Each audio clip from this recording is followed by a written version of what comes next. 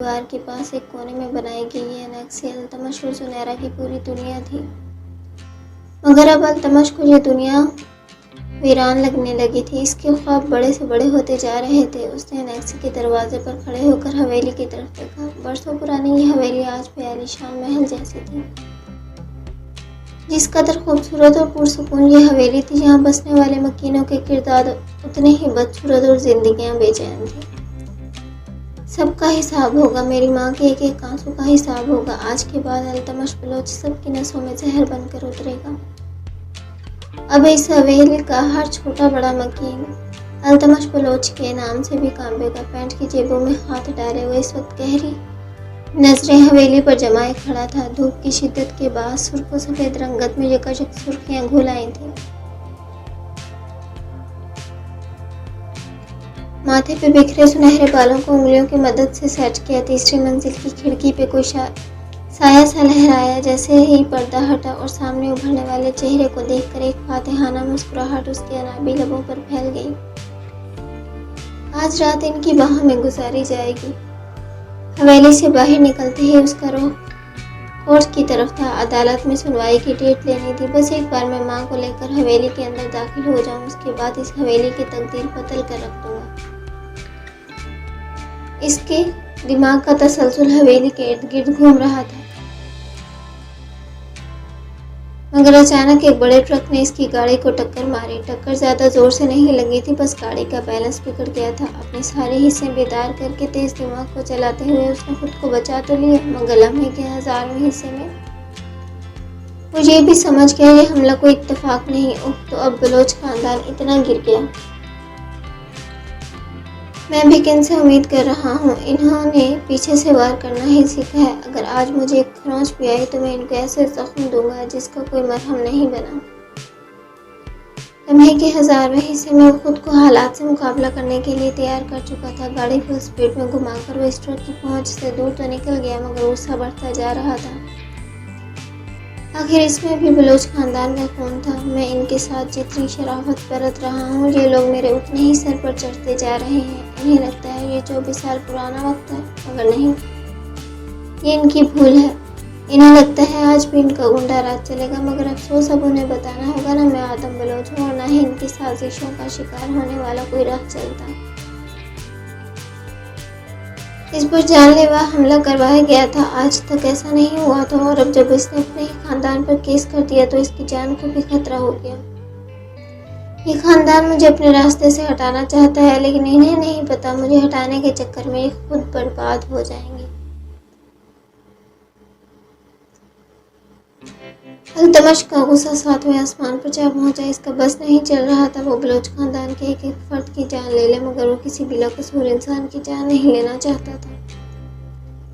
सिर्फ जानना चाहता था इन सारी साजिशों के पीछे कौन है। वो अदालत क्या और सुनवाई के जल्द तारीख मुकर्रर करवा कर अपना प्लान करता काम सर अंजाम देने के लिए निकल गया।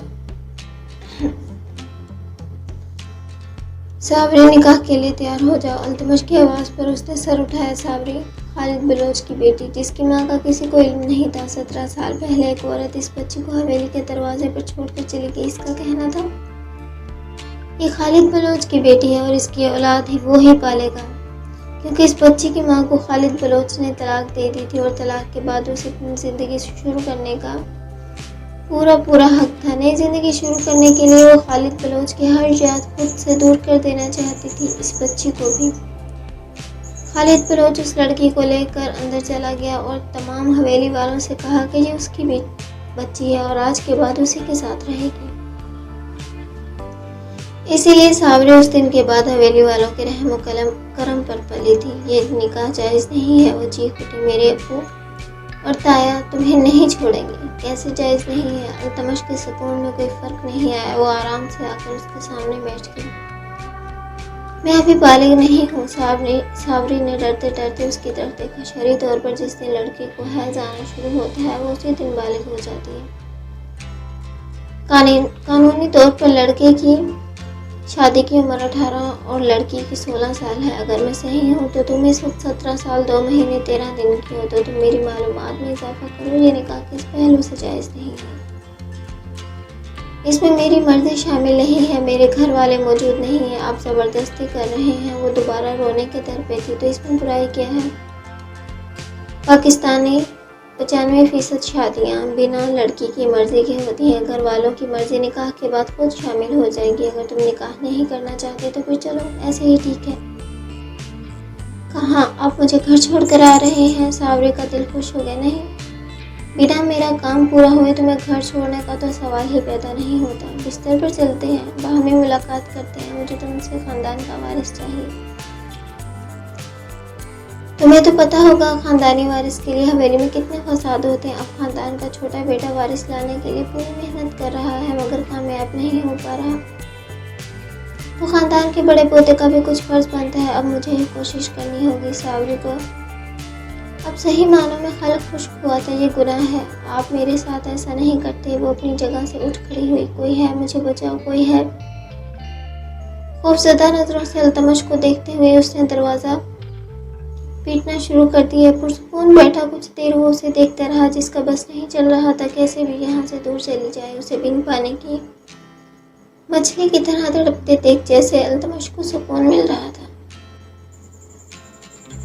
फिर वो अपनी जगह से उठा और सावरी का बाजू पकड़कर बेड पर धक्का दे दिया। नहीं, आप मेरी इज्जत लूट रहे हैं, ये आपको जेब नहीं देता। अल्लाह का कहर नाजिल होगा, आप किसी बाजारों औरत को ले आए, मगर खुदा के लिए मेरी इज्जत का पास रख लें। वो इसके सामने दोनों हाथ जोड़कर रो दी। बाजारों औरत के पेट से बलोच खानदान का वारिस नहीं आ सकता।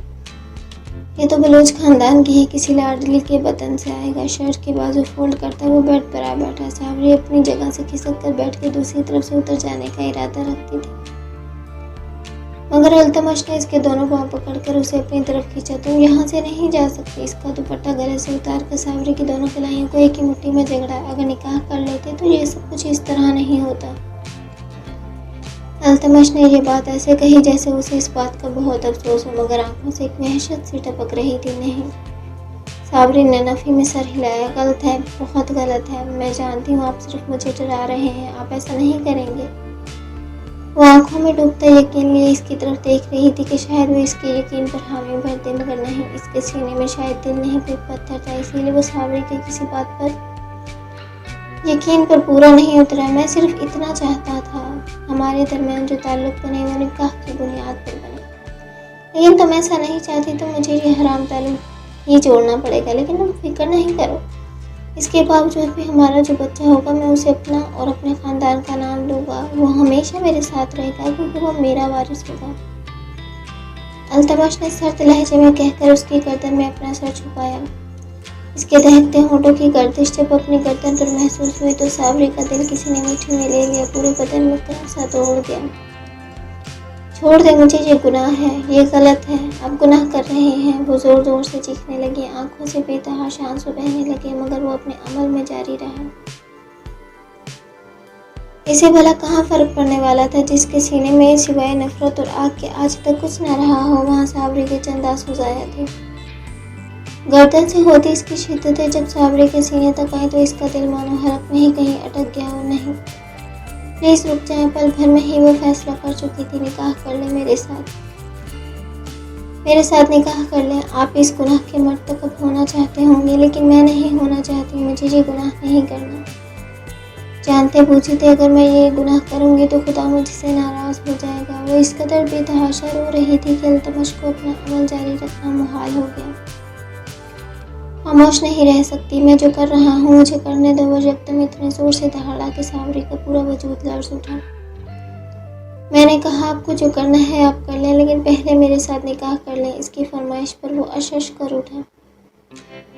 तो तब तुम्हारी ये सोच कहाँ मरी हुई थी जब मैं यहाँ बैठकर तुम्हें निकाह की ऑफर कर रहा था? मुझे कुछ नहीं पता, मुझसे निकाह कर लें। इसके ऊपर से उठकर वो नीचे आया और एक तरफ फेंका। सावरी का दुपट्टा उठाकर इसके मुंह पे दे मारा। इसे सर पर ओढ़, मैं आ रहा हूँ काजी साहब को लेकर। कुछ ही देर में वो काजी को लेकर आ गया और न जाने वो कौन 3 गवाह थे जिनकी मौजूदगी के अंदर सावरी हमेशा हमेशा के लिए अल्तमश की किस्मत में लिख दी गई। वो जानती थी ये कुदरत का कोई फैसला नहीं है और न ही इसके आने वाली ज़िंदगी आसान होगी, मगर गुनाह करने से लाख दर्जे बेहतर था कि वो निकाह करे। फिर आगे जो होगा वो खुदा देख लेगा। अब अगर ये निकाह ज़िंदगी की जंग थी तो इसे हर हालत में ये जंग करना थी। वैसे भी वो कहाँ मुश्किलों से घबराती थी, उसकी सारी ज़िंदगी ही तो मुश्किल थी।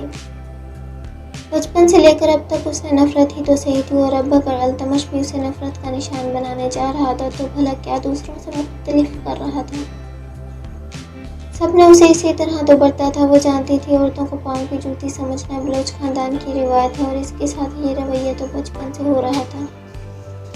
जिसे बलोच खानदान की लाडली समझकर वो उसके पेट से अपना वारिस दुनिया में लाने की उम्मीद कर रहा था कि वो वाकई उस खानदान की लाडली थी। वो खुद की किस्मत पर खुद ही हंसती। बेवकूफ़, उसके चेहरे पर तकलीफदा मुस्कुराहट थी, आंखों से आंसू जारी थे। इस वक्त अल्तमश कमरे में नहीं था, मगर वो जानती थी चंद मिनटों के बाद ही इसकी दुनिया पूरी तरह बदल जाएगी। ना वो उसके 18 साल का होने का इंतज़ार करेगा और ना ही आज उसकी बख्शिश होगी। इसकी तवक्को के ऐन 20 मिनट बाद वो उसके सामने खड़ा था। सावरी ने नज़र उठाकर उसकी तरफ नहीं देखा। जानती थी वही होगा जो इस पर अब जुल्म करने आया है, लेकिन वो अपनी नज़रें तो झुका सकती थी मगर अपने आंसुओं को किसी तौर नहीं छुपा पाई। अल्तमश ने एक नज़र उसे सर झुकाकर खामोश आंसू बहाते देखा। दिल में कहीं उसके लिए हमदर्दी जागी, मगर अपनी पूरी ज़िंदगी याद करके वो हमदर्दी कहीं दूर जा खोई। अगर आज मैंने इसके साथ हमदर्दी बरती तो शायद मैं कमज़ोर पड़ जाऊं और मेरा बदला, मेरा प्लान सब नाकामयाब हो जाए। बलोच खानदान को मिट्टी में मिला देने की मेरी चाहत सिर्फ चाहत ही बन के रह जाए, और ऐसा मैं नहीं होने दूंगा। खुद को मजबूत करता वो उसकी तरफ बढ़ा। अच्छा फैसला किया है तुमने मुझसे निकाह करके। अब जब भी मुझे ज़रूरत पड़ी अपने निकाह के पेपर सबको दिखा दूंगा, और हो सकता है तुम्हें भी रुसवाई से बचाया। वो जैसे उस पर एहसान कर रहा था। उसका चेहरा ठोड़े से पकड़कर ऊपर करते हुए वो बोला, मगर उसके रूप को देखकर कुछ पल के लिए साकत रह गया। बिलाशुबा वो बेपनाह हुस्न की मालिक थी। बड़ी बड़ी झील सी आंखें जिनमें सुर्ख डोरे थे, टी नमी इन्हें मज़ीद दिलकश बना रही थी। गहरे काले बाल जूड़े की शक्ल में मुकेद थे, मगर हाथापाई में कुछ आवारा लटें निकलकर उसके चेहरे का तवाफ कर रही थी। दूधिया वजूद जो शायद हाथ लगाए मेला हो भर भरे खूबसूरत गाल। अल्तमश को यकीन था अगर वो मुस्कुराएगी तो उसके गालों में डिंपल पड़ेंगे। गुलाबी पंखड़ी के मानद खूबसूरत नाजुक होंठ जिन्हें देखते ही इन्हें छूने की ख्वाहिश मचलने लगी। छोटी सी सतवान आँख जो कि इसके मुखड़े पर बहुत भली लग रही थी। सुबह पेशानी और एक रोशन दमकता चेहरा। अगर बात उसके सरापे की जाए तो इसका हुस्न किसी को भी दीवाना बनाने की तासीर रखता था। भले वो अभी 18 साल की नहीं थी, मगर उसके भरपूर नुस्वानी हुस्न को देखकर कोई ये नहीं कह सकता था कि वो अभी बालिग नहीं है। खैर जो भी हो, आज उसके हुस्न को महसूस करना अल्तमश का हक था, लेकिन उन सबसे बढ़कर शायद आज उसके हुस्न की नाकदरी की जाएगी ये भी वो जानता था। क्योंकि अगर हालात कुछ और होते और वो उसकी महबूब बीवी होती तो शायद वो इसे खूब सराहता, मगर इस वक्त वो एक जिद और दुश्मन की बेटी थी जिसके साथ रियायत नहीं बरती जा सकती थी, जिसे सराहा नहीं जाने वाला था। वो मासूम शायद आज इबरत का निशान बनने वाली थी, मगर अल्तमश ये सब नहीं सोचना चाहता था।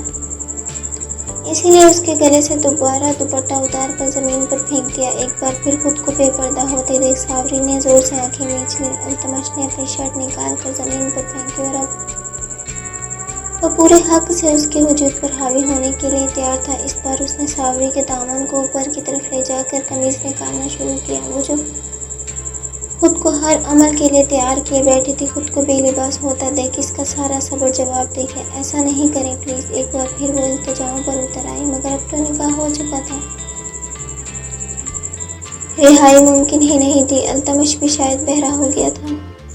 शर्म से पानी पानी होती उसने अपने वजूद को छुपाने की बहुत कोशिश की, मगर ये कोशिश नाकाम रही। इसके दोनों हाथों की कलाई को एक ही मुट्ठी में कैद करके तकिए से लगाया और खुद अपने भरपूर वजूद के साथ उसके नाजुक वजूद पर झुकाया।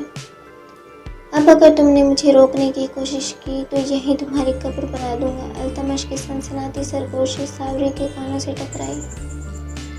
उसके पूरे वजूद में बर्फ सी ठंडक उतर आई। जैसे ही उसके नाजुक होंठ अल्तमश के अनाबी लबों की गिरफ्त में जकड़ गए तो एक बेचैन लहर पूरे वजूद में फैल गई। इसके होंठों की नरमाई महसूस कर वो तो शायद दीवाना ही हो गया था। तभी आंखें बंद करके पूरी शिद्दत से उसके होंठों को अपने होंठों में दबाए वो अपनी तृष्णा की मिटाने की कोशिश कर रहा था। ये कैसा सुकून था जो उसके वजूद को महसूस करके हो रहा था। ऐसे लग रहा था जैसे वो प्यासा और सावरी इस प्यास को बुझाने का जरिया, लेकिन वो सावरी का वजूद तो पूरा समंदर था। भला इतनी जल्दी कैसे खुद को सैराब कर सकता था। होंठों से नीचे का सफर करते इसकी शिद्दतें अब गर्दन पर अपने निशाना छोड़ने लगी। वो इसके कौन से अंग को पहले छुए ये शायद खुद नहीं समझ पा रहा था, इसीलिए बेचैन होता कभी होंठ गर्दन तो कभी सीने का सफर कर रहा था। चंद लम्हे पहले तो इरादा दुश्मनी का था, मगर नर्म नाजुक मुलायम वजूद की हरारत पाकर सब भुला बैठा। इस लम्हे तो बस एक ही ख्वाहिश थी कि उसके वजूद को अपने वजूद में मदगम कर ले। इसीलिए सावरी के वजूद से हर मसनूई पर्दे को उतार कर वो उस पर हावी हो गया। बेशक उसका अंग अंग सराहे जाने के काबिल था। जुबान चुप थी मगर जगह जगह बहकते खामोश होंठ चीख चीख कर जो दास्तान सुनाने की कोशिश कर रहे थे, उससे इस वक्त वो दोनों ही अनजान थे। एक के लिए ये बदला था तो दूसरों के लिए वक्त का गहरा सितम। सीने पर अपनी शिद्दतें लुटाता जब वो नीचे की तरफ जाने लगा तो सावरी की नाजुक लचकीली बल खाती कमर के खम पर रुक गया और सुर्खों सफ़ेद पेट के दरमियान खूबसूरत नाक का गड़ा जिसे अल्तमश ने अंगूठे की मदद से छुआ तो सावरी के सिसकी निकल गई। अल्तमश ने इस मुकाम पर भी अपने लब रखे। बेशक वो एक हसीन मुजस्समा थी जिसे फतह करने का नसीब अल्तमश को मिला था। इसकी नाजुक कमर पर अपनी तशनगी के निशान छोड़कर जब वो नीचे की तरफ आया तो जैसे यकदम इसका दिमाग होश की दुनिया में वापस आ गया। वारिस चंद पलों के लिए वो इस लफ्ज़ को फरामोश कर बैठा था, लेकिन अब उसका दिमाग बेदार हो चुका था। कहर बरसाती नजरें उठाकर उसने सावरी के चेहरे की तरफ देखा जिसका पूरा वजूद सिसक रहा था और वो मुसलसल रो रही थी। अपनी शिद्दतों में वो ये तो बिल्कुल फरामोश कर बैठा था कि सावरी का क्या हाल है, मगर अब इसका ये तड़पता वजूद देखकर सुकून मिला और फिर कुछ ही देर की कोशिशों के बाद वो इसके वजूद में दाखिल हो गया। सावरी की चीखें पूरे घर में गूंजने लगी, मगर उसे भला कहाँ फर्क पड़ने वाला था। वो जानता था यहाँ दूर दूर तक कोई नहीं है, इसकी चीखों पुकार सुनकर कोई नहीं आएगा। वो अभी छोटी है, इसीलिए एक भरपूर मर्द को बर्दाश्त करना उसके बस में नहीं था, लेकिन इसे ये बर्दाश्त करना था। वो कोई पहली लड़की नहीं थी जो ये सब कुछ बर्दाश्त कर रही थी। इसे चीखता देखकर अल्तमश ने अपना चेहरा ऐन उसके चेहरे के सामने किया। साबरी के चेहरे पर तकलीफ के आसार साफ वाज़ेह हो रहे थे। क्या हुआ? बहुत तकलीफ हो रही है, वो ठंडे लहजे में साबरी से सवाल करने लगा, जिसका चेहरा हमारे तकलीफ के सुर्ख हो चुका था। प्लीज़ मेरे साथ ये सब कुछ ना करें, ऐसा नहीं करें। वो अभी यही कह रही थी। अच्छा, अगर ये सब नहीं करूँगा तो मेरा वारिस कैसे आएगा? वो इसकी बात का जवाब देने की हालत में नहीं थी, बस रोना ही उसका मकसद बन चुका था। मगर रोने का भी कोई फ़ायदा नहीं हो रहा था। सामने मौजूद इंसान के दिल में तो जज्बात ही नहीं थे। फिक्र ना करो, एक बच्चे को दुनिया में लाने के लिए औरत को इस दर्द से गुजरना ही पड़ता है। हर औरत गुजरती है, बस तुम थोड़ा पहले गुजर रही हो। मगर कोई बात नहीं, तुम अल्तमश बलोच की बीवी हो, तुम्हें दर्द सहना आना चाहिए, क्योंकि अब यही तुम्हारी ज़िंदगी का हिस्सा रहेंगे। सफ़ाकी से कहता वो बगौर उसके चेहरे के कर्बज़दा तासुरात का जायज़ा लेने लगा। लाल भभूक का होती रंगत उसकी बेतहाशा तकलीफ़ का पता दे रही थी।